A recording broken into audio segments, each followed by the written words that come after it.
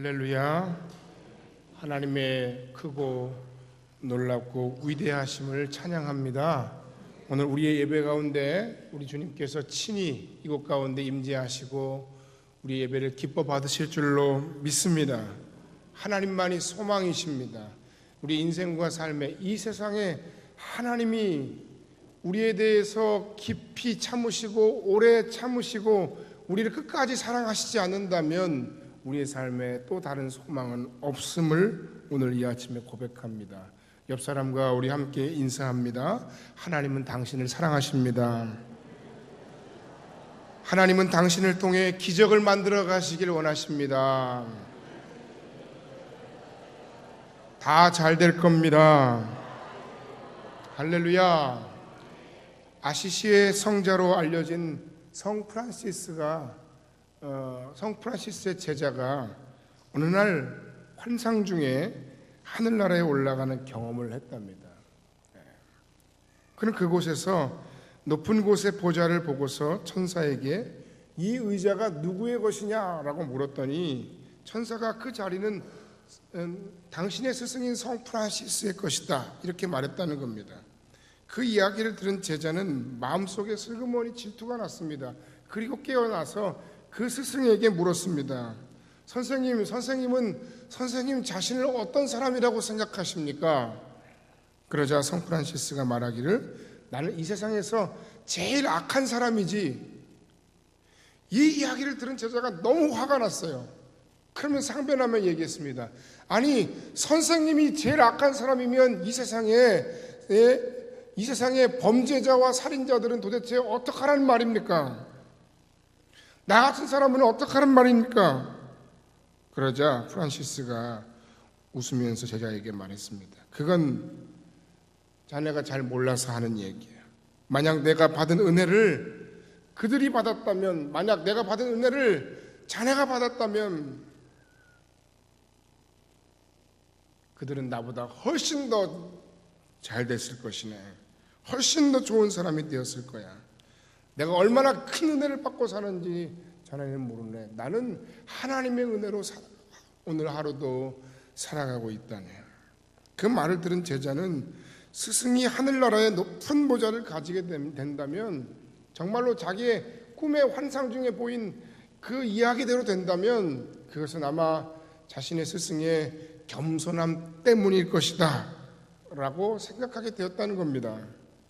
여러분, 하나님은 겸손한 사람들을 불러 사용하십니다.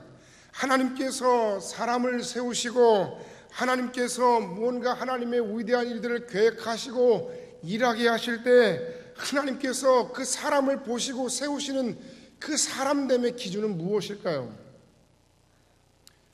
그가 가지고 있는 능력일까요? 아닙니다. 능력 있는 사람은 이 세상에 너무 많습니다. 그가 가지고 있는 학벌일까요? 그가 가지고 있는 가문이나 혹은 인맥이나 어떤 인적 네트워크일까요? 그런 모든 것들은 하나님 편에서 얼마든지 필요하시다면 그에게 또는 우리에게 주실 수 있는 것들입니다.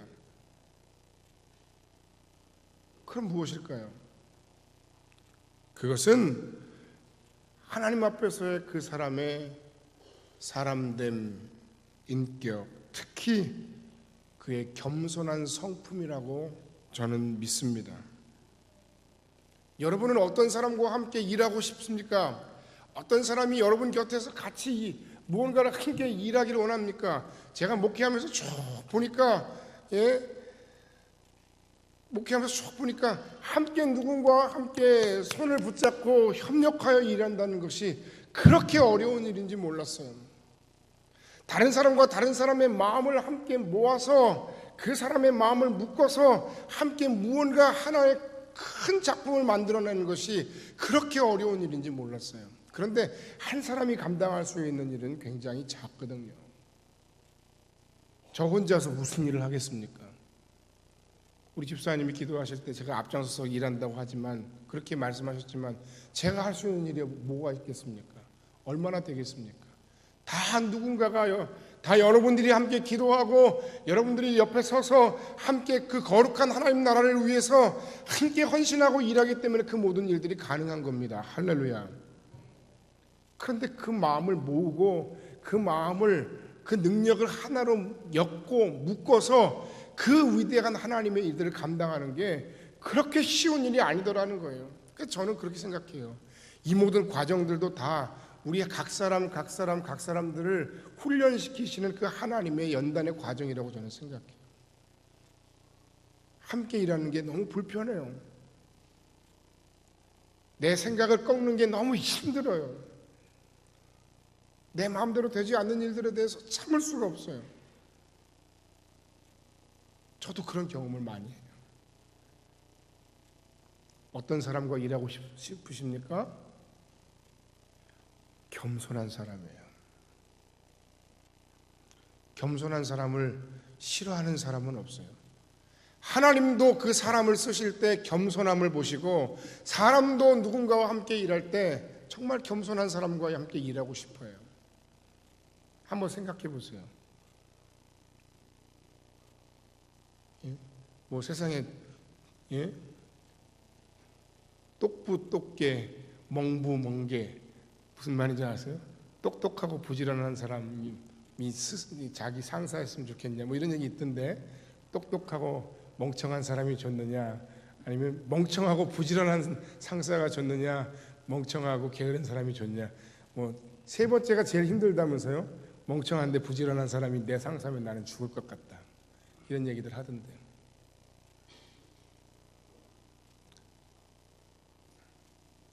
덕이 있으면 되는 겁니다.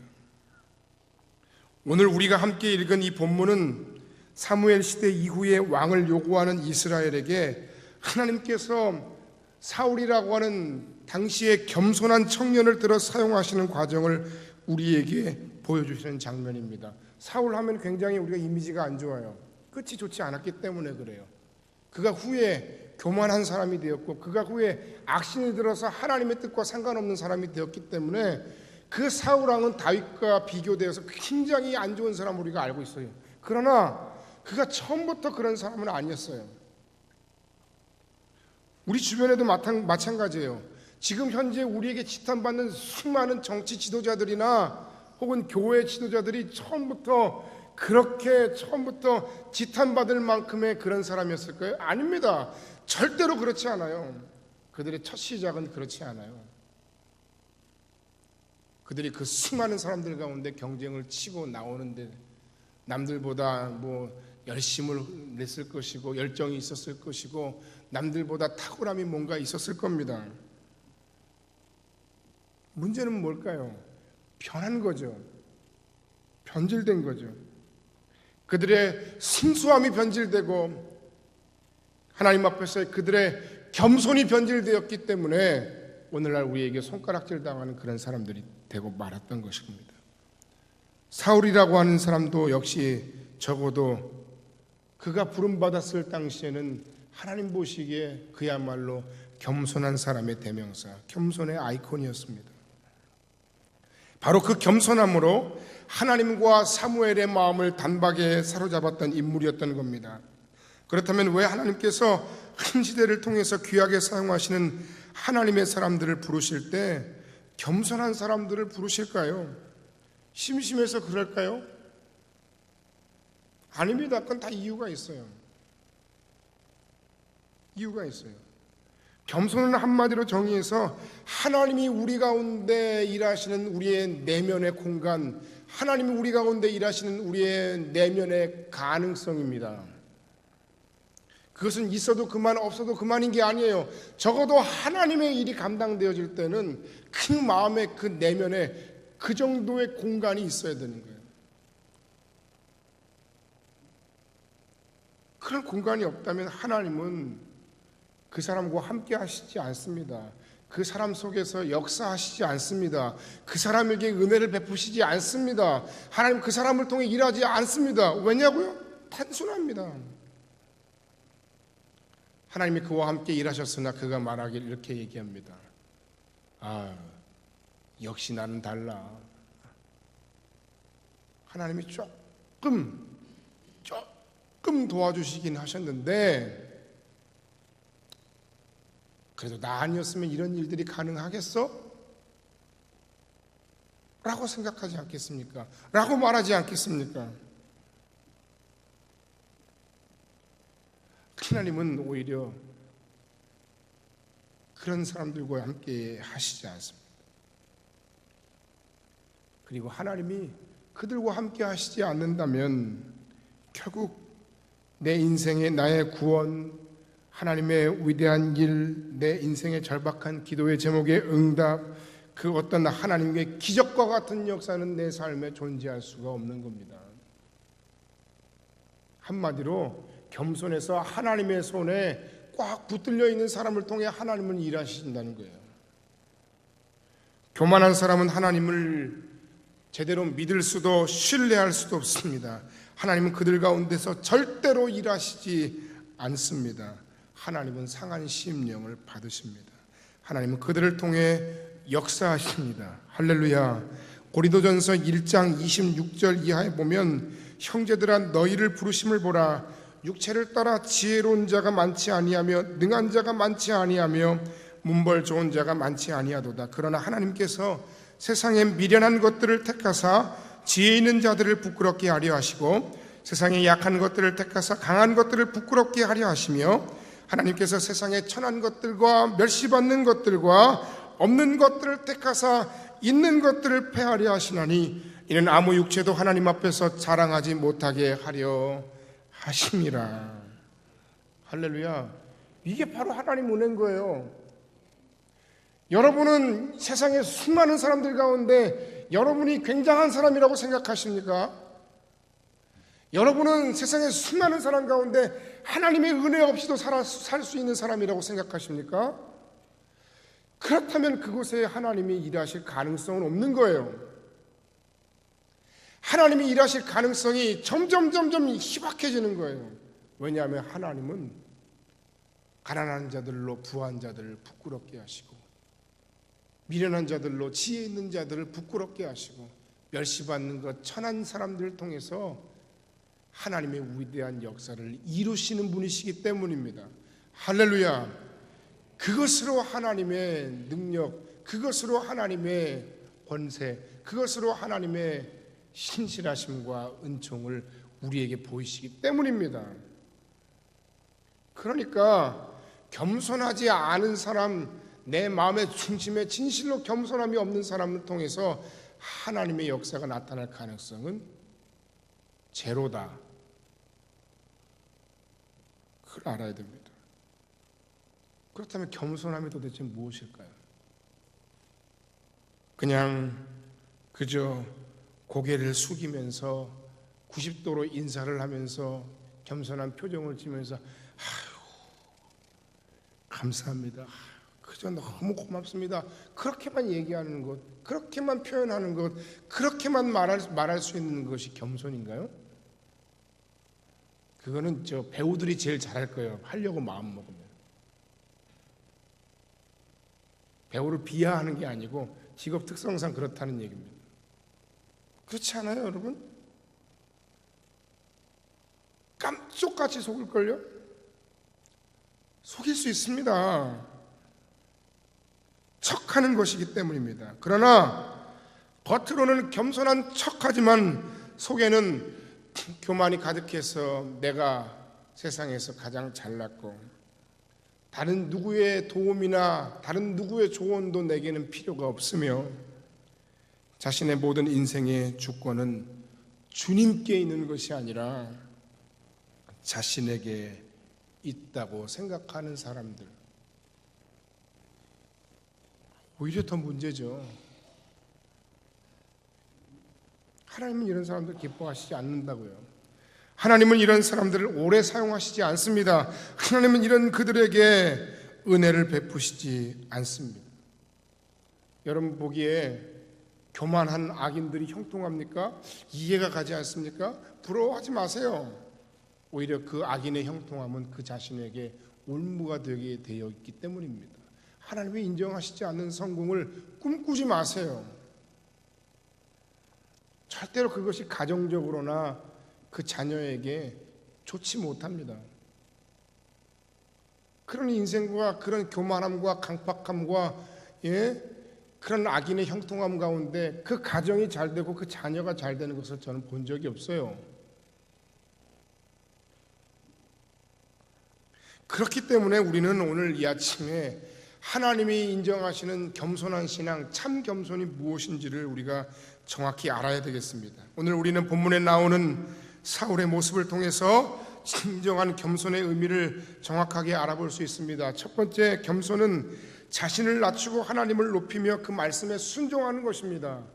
또 그 얘기야, 또 그 얘기입니다.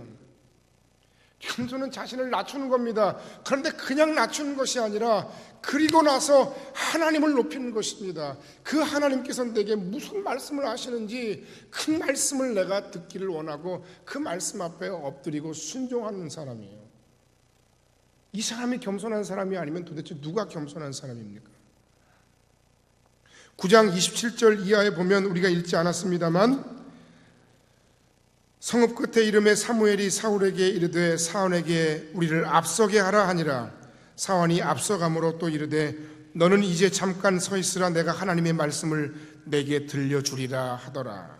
그러면서 10장 1절 이하에 뭐라고 얘기했냐면 기름을 사울의 머리에 붓고 앞으로 되어질 일들을 쭉 얘기합니다.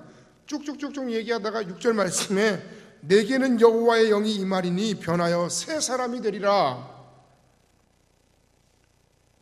한마디로 큰 사무엘을 통한 하나님의 말씀을 들었어요.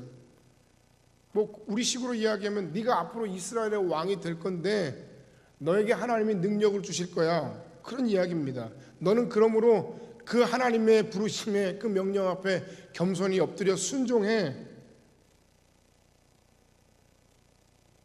밑도 끝도 없는 얘기에 평생 갑자기 내가 왕도 없던 시절이니까 최초의 왕이었으니까 내가 이스라엘의 왕이 돼서 이것들을 그냥 내가 다 잡아서 어떻게 그냥 휘둘러 버리라 이런 생각을 한 적이 없어요. 이따가도 말씀드리겠습니다만 사울은 베냐민 지파라고 하는 이스라엘 12지파 가운데 가장 연약한 지파에 속한 사람이었어요. 정치적인 기반도 아무것도 없는 사람이에요. 아무 힘도 없는 사람이에요. 야망도 없던 사람이에요. 그런 사람에게 당신이 앞으로 이스라엘의 왕이 될 거예요 라는 이야기는요, 그거는 결코 기쁜 이야기가 아닙니다. 도망가고 싶은 이야기지. 한번 여러분 생각해 보세요. 그럴 리도 없지만 아무개씨 당신이 이 나라의 대통령이 되어야 되겠습니다. 아이고 좋습니다. 한번 남자로 태어나는데 한번 그까짓 해보죠. 여기 우리 성읍교회 그런 분이 있을까요? 시켜줘도 못해요. 쉬운 자리가 아닐 겁니다.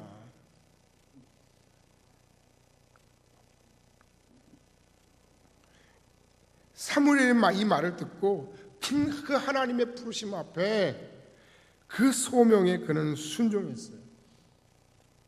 우리가 우리의 신앙의 선배들의 모습을 보아도 그렇고, 짧게는 내가 하나님 앞에 처음 은혜 받고 부름 받아서 정말 그 은혜 앞에서 그 하나님의 은혜가 너무 크고 놀라운데 제가 앞으로 어떻게 살면 되겠습니까? 라고 말하던 그 시절로만 돌아가도 그냥 한마디면 딱 끝났어요. 뭐요? 주님 뜻입니다. 주님의 일입니다. 주님께서 당신을 통해 일하라 하십니다. 그럼 끝났어요. 무슨 말씀인지 아시겠어요? 주가 쓰시겠다 하라 하면 그냥 끝이었어요. 그래서 자기 자식도 주님의 뜻이라면 기쁨으로 하나님 이 아들은, 하나님 이 딸은 주님의 소유입니다. 주님께서 알아서 책임지시고 주님께서 알아서 사용하세요. 그렇게 소원하고 그렇게 바치는 일도 많았어요. 그러나 여러분, 오늘 우리 시대에 지금의 이야기로 보면 이 이야기들은 뭐예요?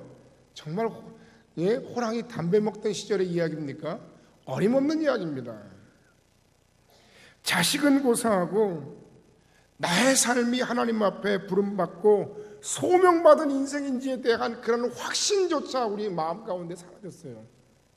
여러분, 제가 목회하면서 참 어려운 부분이 무엇인가 하면 뭔가 하나님의 거룩한 일을 감당하고 뭔가 무엇을 계획하고 일하려 할 때 그 일에 꼭 필요한 사람이 없는 거예요. 죄송합니다. 사람이 이렇게 많은데 이 교회에서 하나님의 교회뿐만 아니라 하나님의 나라를 위해서 이 지역사회에서 선교적인 교회로 나아가는 그 일을 위해서 뭔가 필요한 사람들을 찾는데 그 사람이 없어요. 어떤 기능을 얘기하는 게 아닙니다, 여러분.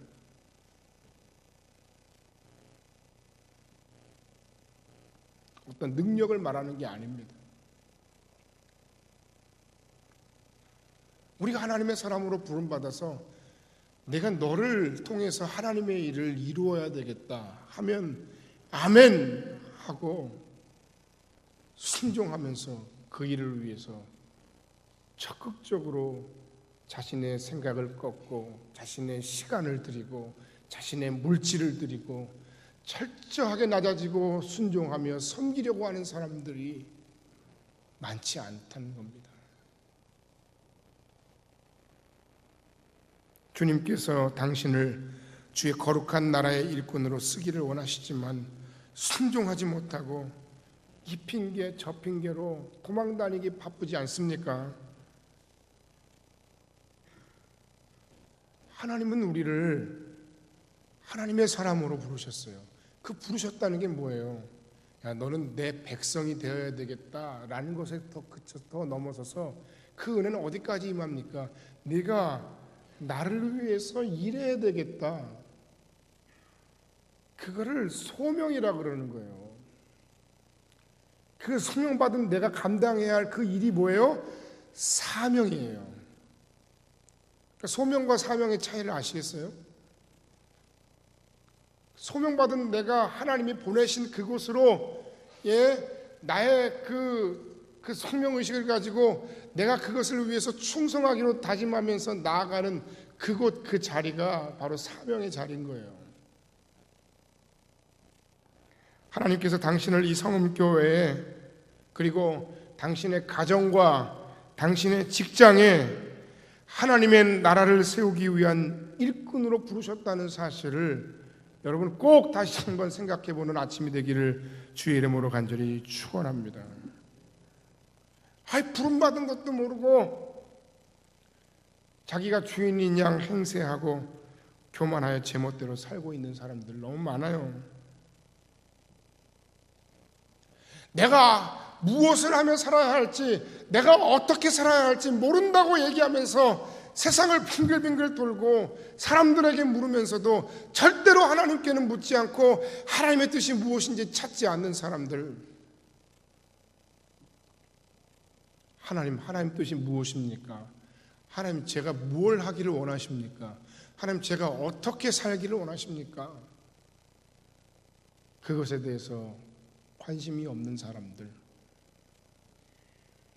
진정한 겸손은 그래서 하나님과 나와의 관계 속에서 나를 낮추고 하나님을 높이며 그 하나님의 말씀을 듣고 그 하나님의 말씀에 순종하는 신앙에서부터 시작되는 겁니다.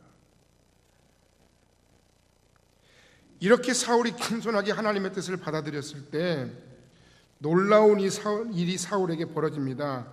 10장 9절부터 12절 말씀해 보니까 그가 사무엘에게서 떠나려고 몸을 돌이킬 때에 하나님이 새 마음을 주셨고 그날 그 징조도 다 응하니라. 그들이 산에 이를 때에 선지자의 무리가 그를 영접하고 하나님의 영이 사울에게 크게 임함으로 그가 그들 중에서 예언을 하니 전에 사울을 알던 모든 사람들이 사울이 선지자들과 함께 예언함을 보고 서로 이르되 기스의 아들에게 무슨 일이 일어났느냐? 사울도 선지자들 중에 있느냐 하고. 사울이 겸손하게 자신을 낮추고 하나님의 뜻을 받들어 순종할 때 사울에게 말씀하셨던 대로 하나님의 영이 임했습니다. 성령이 임했습니다. 그래서 그는 그 당시에 예언을 했다는 겁니다. 선지자와 같이. 겸손하게 하나님의 뜻 부르심에 순종하면 하나님의 영 성령이 임하고 우리가 무조건 예언을 하는구나, 이게 아니라 성령이 임하고 우리로 하여금 그 하나님의 사명을 감당할 수 있는 힘을 주시는구나, 권세를 주시는구나. 할렐루야. 당신의 삶의 모든 영역, 가정, 직장, 교회, 모든 세상 속에서 여러분은 하나님의 부르심에 순종하고, 그리고 그것에 여러분 믿음으로 반응할 때 하나님은 여러분에게 그 모든 것에서 능력 있게 감당할 수 있는 힘과 지혜와 성령의 충만함과 은사들을 허락해 주십니다. 두 번째, 겸손은 자기를 드러내지 않고 다른 사람을 배려하고 사랑하는 것입니다. 오늘 본문을 또한 읽어보면 이스라엘이 초대 왕을 세울 때 사무엘은 온 이스라엘을 미스바로 모이게 했습니다. 그리고 제비뽑기를 통해서 이스라엘 왕을 뽑기로 합니다. 사실 이미 정해졌어요. 하나님께서 사무엘을 보내셨고 사무엘을 통해 이미 사울에게 기름을 부으셨어요. 이스라엘의 초대 왕은 이미 정해졌어요. 그럼에도 불구하고 하나님은 그들 앞에서 제비를 뽑게 하십니다. 뽑는데 12지파 가운데 1000명씩을 쭉 세워놓고 그 이름을 다 집어넣어놓고 뽑았는데 결국 누가 뽑혔어요? 그 수많은 사람들의 이름 가운데 가장 연약한 베냐민 지파의 마드리 가문의 기스의 아들 사울이 딱 뽑힌 겁니다. 이건 뭐예요? 하나님이 택하시고 하나님이 그렇게 일하셨다고 하는 확증을 그들에게 보여주신 거예요. 그런데 10장 22절에 보니까 그들이 여호와께 묻되 도대체 그 사람이 여기 왔나이까? 여호와께서 대답하시되 그가 진보다리들 사이에 숨었느니라. 그가 자신이 왕이 될 것도 알고 있었고, 그 제비뽑기 모든 과정 가운데서 그가 실제로 이미 뽑혔습니다. 그럼에도 그는 드러나지 않습니다. 나타나지 않습니다. 숨어 있었습니다. 왜 사울은 진보다리들 사이에 숨어 있었을까요? 이스라엘 백성들 가운데는 이스라엘 초대 왕을 뽑는 모든 과정 가운데 많은 기대를 가지고 있는 사람들이 있었어요. 그런데 베냐민 지파의 사람이 뽑힌 것을 보고 많은 사람들이 실망했어요. 많은 사람들이 안타까워했어요. 도대체 이 베냐민 지파의 사람이 이 이스라엘 전체를 통솔할 수 있는 힘을 가질 수 있겠느냐.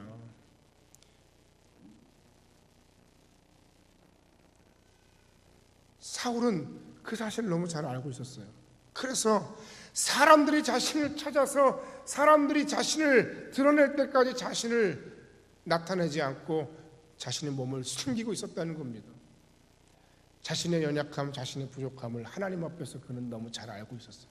자신의 인생의 한계, 자신의 정치적인 한계, 자신의 부족함을 하나님 앞에서 그는 잘 알고 있었어요. 그래서 실망했을 수많은 사람들을 배려하고 바라볼 수 있는 영적 안목이 그들에게 있었고, 자신의 연약함을 고백할 수 있는, 자신의 부족함을 하나님 앞에서 표현할 수 있는 영적 안목도 또한 그 안에 있었다는 것입니다. 겸손은 자기보다 상대를 더 많이 생각하고 사랑하는 것입니다. 사울이 자기만 생각했다면 많은 사람들 앞에서 자신이 왕이라고 으스대며 나아갔을 겁니다. 내가 여기 있습니다, 당신이 뽑힌 사람이 여기 있습니다 하고 그렇게 표현하고 나아갔을 겁니다. 그러나 그는 자기가 아니라 다른 이스라엘 지파들을 생각하여 그들의 손에 찾아질 때까지 숨어 있었다. 하나님의 이런 조그만 일에도 자신을 드러내고 자랑하고 싶어서 안달난 사람들보다는 진심으로 다른 사람을 생각하고 사랑하는 사람들의 섬김을 통해서 열매 맺고 영광 돌려진다는 사실을 우리가 깨달아야 되겠습니다. 자신을 드러내고 싶고 안달난 사람이 누구입니까? 누구라고 이야기할 게 없어요. 저를 포함해서 우리 마음속 깊숙한 곳에서 숨겨져 있는 깨지지 않는 우리의 죄악의 본성이 바로 그것입니다. 겸손하시기 바랍니다. 겸손해야 오래갑니다. 겸손한 사람들을 통해서 하나님은 일하십니다. 세 번째, 겸손은 하나님이 일하실 때까지 침묵하며 기다릴 줄 아는 사람입니다. 10장 26절에 사울도 기브와 자기 집으로 갈 때에 마음이 하나님께 감동된 유력한 자들과 함께 갔느니라. 27절에 어떤 불량배는 이르되 이 사람이 어떻게 우리를 구원하겠느냐 하고 멸시하며 예물을 바치지 아니하였으나 그는 잠잠하였더라. 은혜가 충만하고 겸손했던 시절의 모든 하나님의 사람들의 특징은 바로 이것입니다. 잠잠했다는 겁니다. 대항하지 않았다는 겁니다. 사도 바울도 그랬고 예수님도 그러셨습니다. 수많은 사람들이 억울한 말을 하고 억울한 이야기를 할 때도 그분들은 항변하지 않았습니다. 불량배는 누굴 말합니까? 깡패를 말합니다. 영어 성경은 이것을 트러블 메이커라고 얘기하고 있습니다. 어디에나 이런 사람들은 존재합니다. 그들은 자꾸자꾸 문제를 만드는 사람들입니다. 그들은 자꾸자꾸 문제를 일으키는 사람들입니다. 그들은 사울을 업신여겼습니다. 우습게 보았습니다. 그들은 사울을 공개적으로 조롱했습니다. 이 베냐민 지파의 사람이 어떻게 우리의 왕이 되겠느냐? 이 사울이라는 사람이 어떻게 이스라엘 왕으로 모두를 통솔하겠느냐? 강력한 왕을 요구했던 그들의 입장에서 뭔가 불만이 있었던 거예요. 그러면서 막대먹은 행동을 그들이 하고 있습니다. 하지만 이들에 대한 사울 왕의 반응은 어떤 것이었습니까? 그저 침묵으로 일관할 뿐입니다. 자기 권력을 사용해서 비주류를 처단하는 것이 아닙니다. 그렇게 한들 누가 뭐라 하겠습니까? 요사이도 정치가들이 권력을 잡으면 그냥 정치 보복하기 바빠요. 안 한다고 해놓고 다 해요. 그것도 그냥 보통 하는 게 아닌 것 같아요. 아주 치사하고 비열하게 하는 것 같아요. 사울은 그렇게 하지 않았습니다. 그저 잠잠함으로 일관했습니다. 어떻게 이렇게 할 수 있을까요? 우리가 세상의 방식을 따라 살아가면 안 됩니다. 우리가 우리의 품성의 방식을 따라 살아가면 안 됩니다. 내 기분과 내 감정과 내 느끼는 대로 우리의 삶을 우리 주어진 모든 환경 가운데 대꾸하고 대항하면 안 됩니다.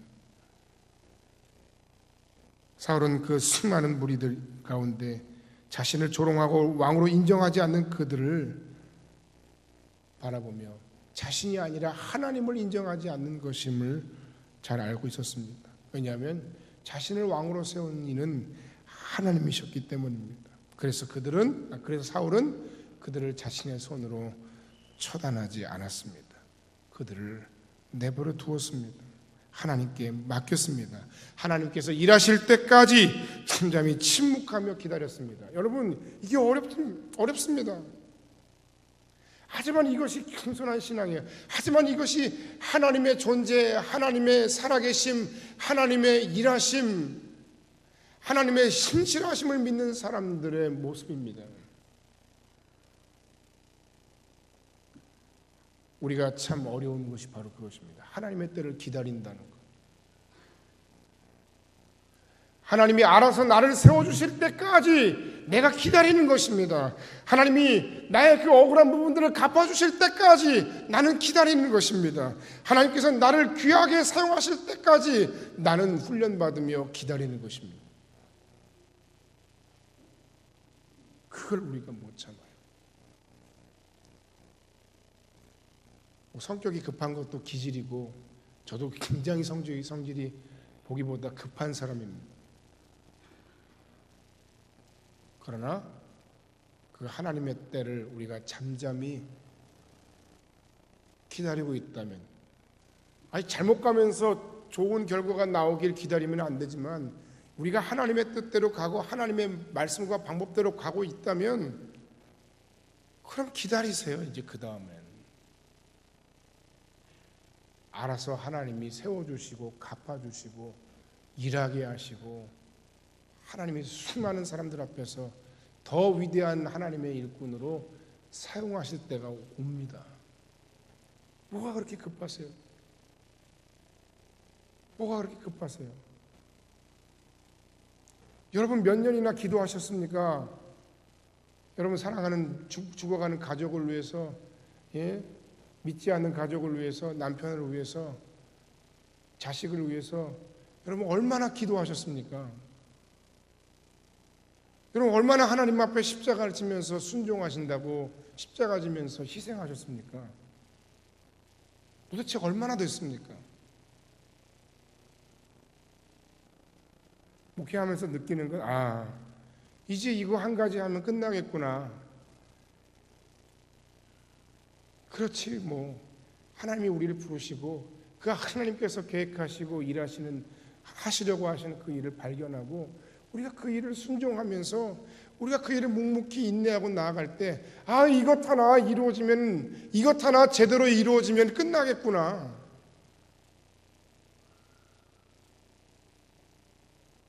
우리의 조급함이, 우리의 인내하지 못함이, 우리의 마음속에서의 하나님의 주권을 인정하지 못하는 교만이 우리 자신과 하나님의 일들을 망칩니다. 오늘 우리는 사울의 모습을 통해서 겸손의 모습을 살펴보았습니다. 겸손은 나보다 하나님을 높이고 그 말씀에 철저히 순종하는 것이라 했습니다. 하나님은 여러분을 통해 일하시기를 원하십니다. 그 부르심에 순종하고 그 하나님의 역사하심 가운데 하나님의 능력으로 귀하게 쓰임받는 여러분들 되길 주의 이름으로 간절히 축원합니다. 그 하나님의 모든 일들을 감당할 때 다른 사람을 조금 이해하고 조금 배려하고 사랑할 수 있는 넉넉한 마음을 갖는 여러분들 되길 바랍니다. 그리고 그 모든 열매 맺음과 그 모든 갚아주심과 그 모든 세워주심에 조금 더 인내하시기를, 이것이 바로 진정한 신앙의 참된 모습입니다. 하나님은 사람을 찾고 계세요. 어떤 사람이요? 하나님 앞에 겸손한 사람이요. 우리가 겸손하지 않으면 하나님이 일하실 수 없으십니다. 변하지 말아야 할 것과 변해야 할 것이 있습니다. 당신의 신앙의 순수함과 사랑, 그리고 하나님 앞에서의 그 겸손은 절대 변하지 마시기를 주의 이름으로 간절히 축원합니다. 처음엔 너무 성실했는데 나중에 보니까 이건 너무 불성실합니다. 처음엔 너무 친절했는데 나중에 보니까 너무 쌀쌀맞아요. 처음엔 너무너무 겸손했는데 사실은 그것이 가장된 겸손이었지 마음속에 교만이 가득합니다. 처음엔 순수했는데 이제는 닳고 닳았습니다. 좋은 게 아닙니다. 사울의 신앙의 전철을 밟지 마세요. 변하지 마시기 바랍니다. 또한 변화되시길 바랍니다.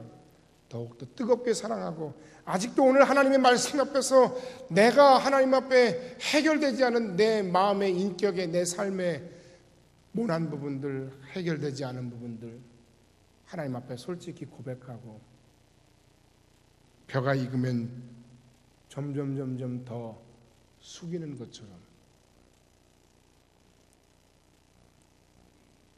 그 인격의 겸손함으로 사람들이 그 사람에게 머리를 조아리는 거예요.